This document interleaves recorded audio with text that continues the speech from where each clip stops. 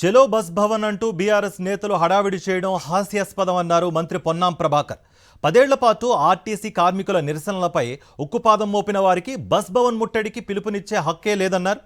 ప్రయాణికుల సౌకర్యం, సంస్థ పరిరక్షణ, ఉద్యోగుల సంక్షేమమే ఎజెండాగా ముందుకు వెళుతున్నామని మంత్రి పొన్నాం స్పష్టం చేశారు.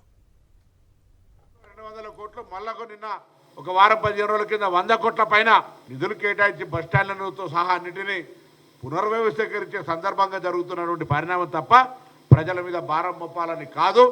దీన్ని టీఆర్ఎస్ పార్టీ రాజకీయంగా చేస్తుంది, ఆలోచన చేయాలి. ఇటువంటి ప్రజల యొక్క దృష్టి మరల్చడానికి ఇటువంటి ఆలోచన చేస్తున్నారు తప్ప ఇంకొకటి కాదు. కాంగ్రెస్ పార్టీ ఆర్టీసీ సంక్షేమానికి, ఆర్టీసీ సంక్షేమం అనేటువంటి ప్రధానమైనటువంటి ఎజెండాతో పాటుగా కార్మికుల సంక్షేమము, అదేవిధంగా ప్రయాణికుల యొక్క సౌకర్యాలకు సంబంధించి ఎక్కడ కూడా కాంప్రమైజ్ కాదు.